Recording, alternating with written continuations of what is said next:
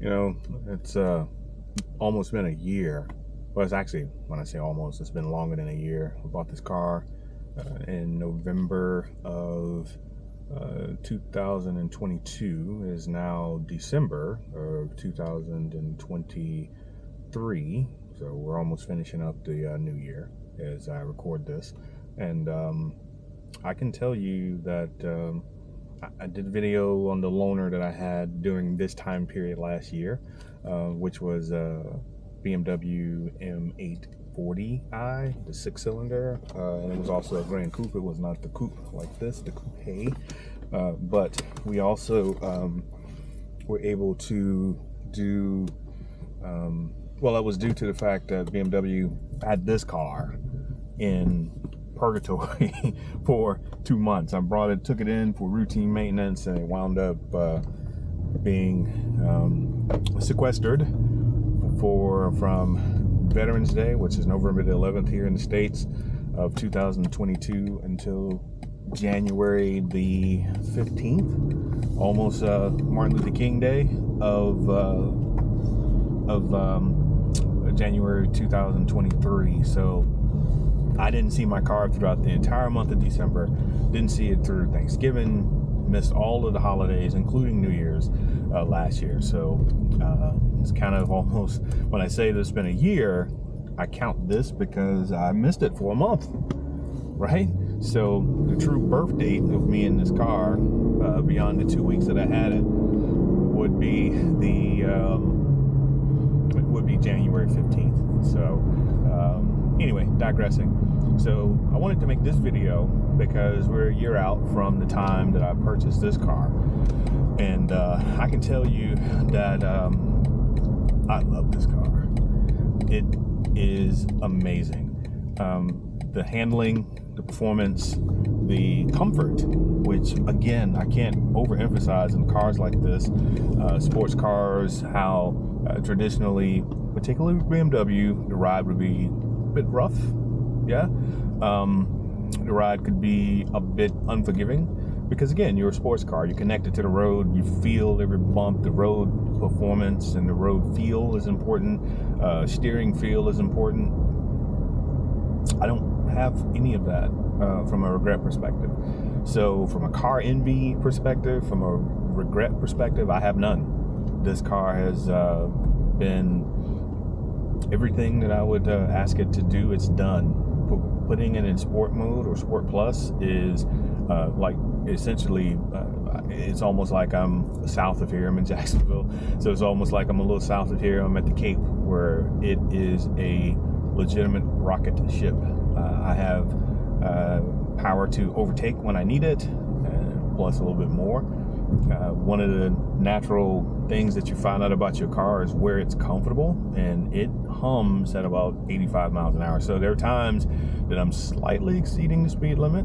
I have to look down and, oh man, I'll look at the heads-up displays and pull back some, because at 85, sometimes 90, you don't even know you're driving that fast, and I have to peel back so that I am adherent to the traffic laws here in the United States, particularly in my state of Florida and elsewhere. Haven't really driven it outside of Florida. Well, I say haven't driven it outside of Florida. I've only driven it throughout to Miami. I've driven it to Orlando several times. So again, not having perspective of what that is. Orlando to Jacksonville is 2 hours, depending on where you are, maybe a little bit more. To Fort Lauderdale area, Miami, so you're talking 5-ish, 6 hours with traffic that you're driving through, and it performed flawlessly. Now, I've had to have one repair in that time, besides the in-warranty repair, where when I bought the car, the window seal here, there was a lot of wind noise. They took it in. I actually took it and got a car wash and video recorded that so that they could see where I had some seepage coming in. So it tells you that the seals weren't there, and that was why it was there, because those seals had to come from Germany. And during the supply chain issues of 22, so due to that, I had was out without my car for 2 months as they repaired it. from a looks perspective, it is absolutely amazing. It holds up to anything on the road, contemporary or otherwise. The biggest problem, the biggest thing that I have with the car is that because people don't know what it is, they're unfamiliar with it, there is a momentary shock, but there's also almost a disbelief when they see it, because they don't know what they're looking at, and they're like, what is that? There are a lot of questions that come up about it, and this is not just people that aren't initiated. These are BMW people who've never seen this car, never heard of it, didn't know what it is, or don't know what it is. But the compliments come in, so that's another piece where, regardless of who you are, I won't say most people, but people tend to like to have the car that they've purchased appreciated by others for various reasons. One of those reasons is to show,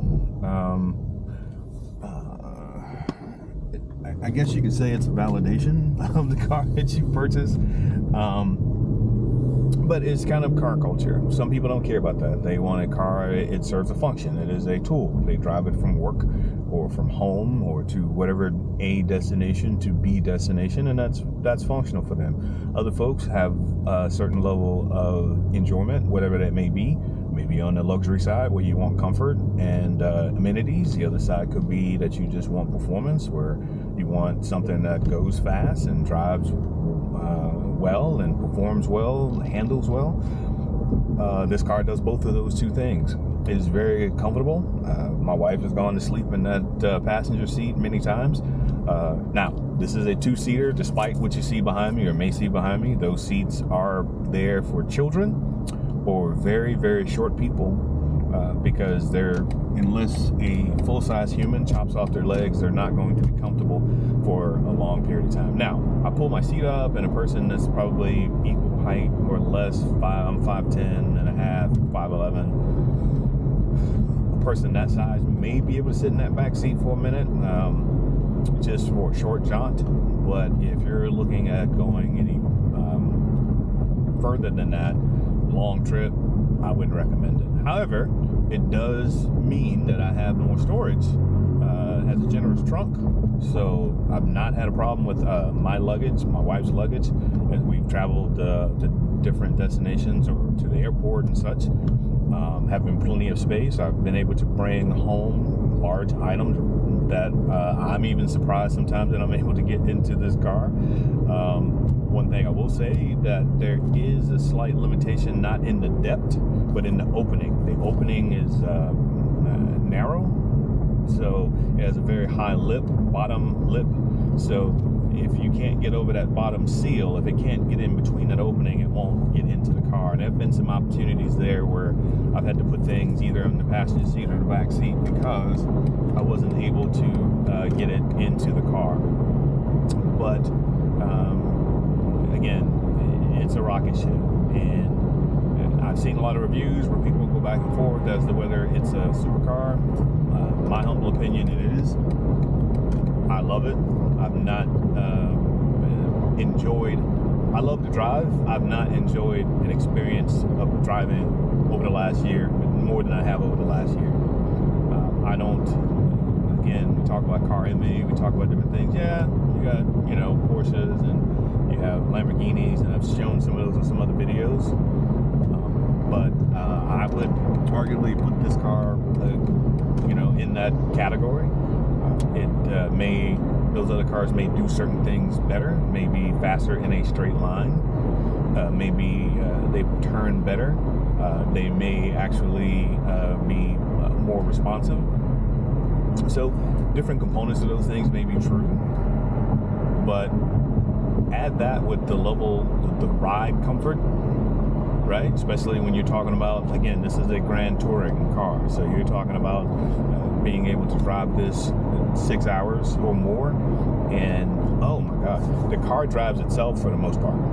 And I say for the most part because I'm being legal. There's no such thing as a self-driving car as of 2023 going into 24, despite what Elon may have said over the last 10 years inaccurately. The There's no such thing as a self-driving car, but the assisted cruise control that you have with this car, the advanced cruise control, is amazing. As a matter of fact, I have it on now, and I use it often in day-to-day traffic, going back and back and forth to work or to meetings, because it performs so well. I've gained a level of trust with it where I can turn it on securely. In this system, it's not like in the Mercedes or like in the Cadillac. It will negotiate the turns and negotiate the lanes. It will keep you close to centered. It does a little bit of ping pong in between the lines, but not much. It'll give you a warning and let you know that, hey, you need to take over. But it won't allow you to keep your hands off the wheel for an extended period of time. So usually within, I guess, 10 to 15 seconds, it actually activates where you need to touch the wheel or something. So it's very, the camera here is looking at me, making sure that I'm paying attention, but it also is making sure that my hands do touch the wheel so that I have some level of human control. Because again, there's no such thing as a self-driving car. It does not exist. The closest that we have is Mercedes-Benz. They have a class 3 self-driving, which they're the only car maker that has that level of car of self-driving or cruise control. They're all cruise control, every single one of them. They're very, very advanced and they can fool you. But yeah, it doesn't exist. And the NTSB records on crashes from autonomous cars, from autonomous light cars, and from assisted cars all show the same thing.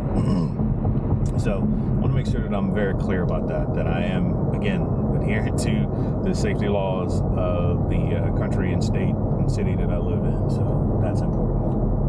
But I just wanted to make a quick video about this because I know I made a video about the 840 and it went very well. But I never got back to making a video about this car, and every time I've tried to do so, something would come up where I'd drive and the camera malfunctioned or something like that, and then life got in the way and work or whatever. But just got back from vacation, part 1, so spending a couple days working in the office, so I'm heading to a business meeting now. But then I start the second part of my vacation where I'm basically off the rest of the month and for the winter, and I'll be back in January. But again, I can't say enough things. It is an absolute privilege. I find excuses to drive this car. My wife laughs because I'll go to I'm home and I say, sorry, let me overtake. I'm in the, find excuses of, I need to go get milk. I need to go to the store and get gum. And those of you who don't know me, I'm a heavy gum chewer. I guess it's kind of like my smoking, where I chew gum. So I would go to the store and buy a couple packs of gum, or go to I pay taxes to the Saudi government via my driving, because it's not that I'm driving recklessly or anything like that, but it's just a pleasure to drive. I cannot overemphasize, or I can't emphasize it not strongly enough, just how performant the car is, how wonderfully it drives. It just is a very simple exercise in design. And just as I said in the other video, I was not a BMW guy. Over the years, my wife's X5, my son's M650i, my other son, when he had his 340, I started to warm to the idea. I saw that, again, things have changed over time, and, their suspension language has changed a bit. So their cars are very comfortable without compromising on the performance piece. Some people complain because of the steering. It's not full steer-by-wire. It's it's kind of an assisted type of steering piece there, and that's one of the complaints, that doesn't feel as connected to the road. Yeah, I guess so. For me, that isn't much of an issue because the car performs so well. What you give up in that little bit of road feel that some people may be missing, I'm not saying I do, you get back in the fact that for a coupe, it's often said that this car is large, but it also drives small. It drives like it's a much smaller car. You can throw it into the turns, and because of the all-wheel drive and the all-wheel steer, it basically goes exactly where you pointed. The precision with which you turn into a corner and stay centered in your lane, and that you can pick your lines, it's credible. One of the things I want to do next year, perhaps if I can, is maybe head down to Daytona, see if I can get some track time on it. I'll have to get another set of tires, or maybe use these tires or something. I'll have to figure that out. But that's one of the things I want to do. Anyway, just wanted to share with you all my experience as we come into wrapping up the year. And a year into this car, I did mention it earlier and I kind of got distracted, but I have had some repair work, and this is an issue that BMW really needs to fix, because my son on his 650 had a very similar issue where the coolant, it has multiple coolant tanks in here, and one of the coolant tanks was leaking, and because of where it's positioned, it leaks over the injectors. So I had to have an entire bank of injectors replaced, and because of the service department itself is great, the service advisors are not at my local BMW dealership. They're not very responsive, and because of that, I wound up paying a lot more to get that done than I should have, meaning that I was very close to my warranty when that happened, and the guy went on vacation, the parts came in, he was supposed to call me. I learned that lesson also, that I do not leave this car at the dealership unless the parts are there. But he was able to get me through to the parts and make sure everything was there, and then all of a sudden I didn't hear anything from anybody. I called, no one was responding or answering. Then I called him and he said, oh yeah, the parts have been here. It's like, well, why didn't no one call? So by the time he did, the warranty had lapsed. I had made it over my 50,000 mile warranty piece, which infuriated me, which meant I had to spend $3,500 to get an entire bank of injectors replaced. But it was something that was a necessary evil. Part of that also is that they have some corrective, they had some corrections in the way that the injectors now have this foam gasket that sits on top of the rubber silicone gasket, so that it prevents that type of measure from happening again. And there's something about the cooling tank that they did make a little change or whatever, but in any case, that was the only repair I've had to do in the last year, and that's more related probably to the miles than anything else, because it did, the reason that I called is that, initially it was a case, well, yeah, we just need to replace the tank, everything looks good, because you do have that leak. But then we went to the situation where I was almost stranded on the road. It went into cripple mode because the injectors started to take on that fluid, and it was giving a severe shudder.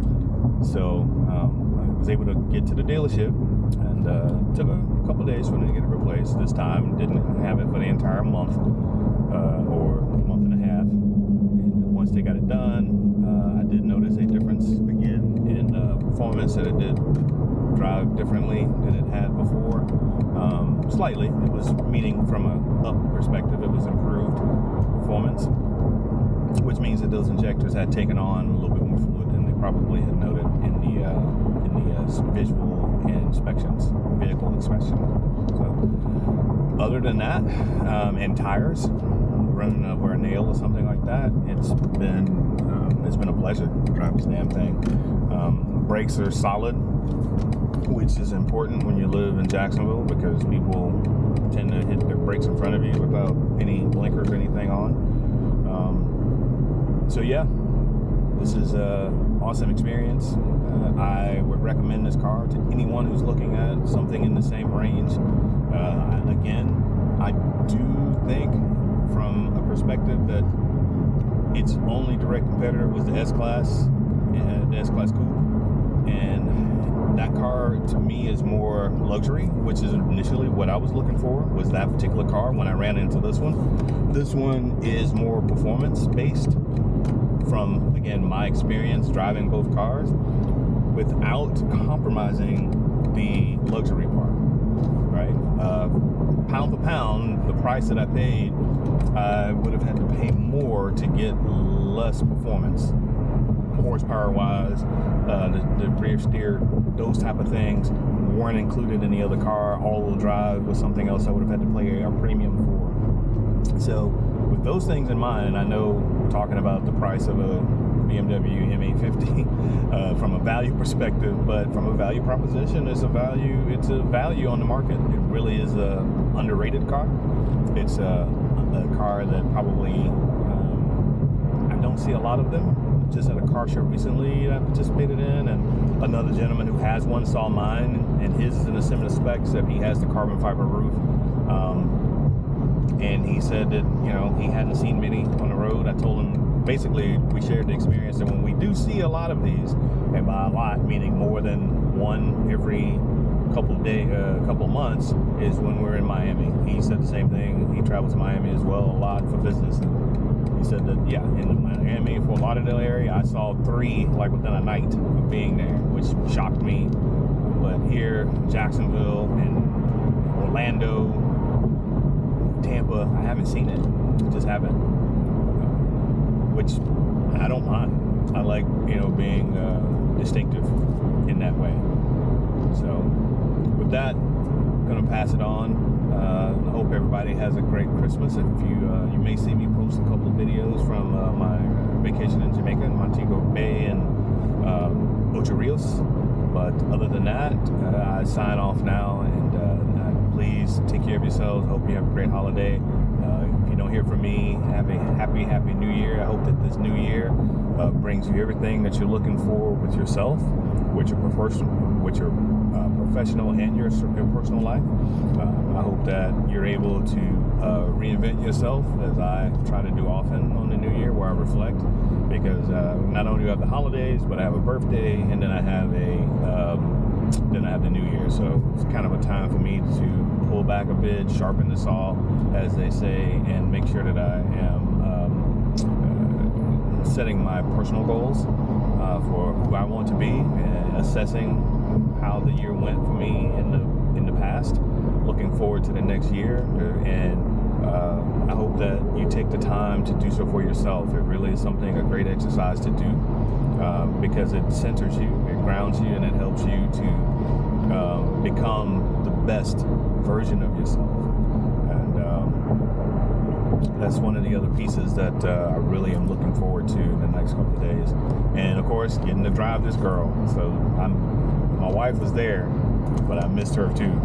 So have fun, everybody. Enjoy yourselves. I hope that the best of this year is the worst that you encounter next year.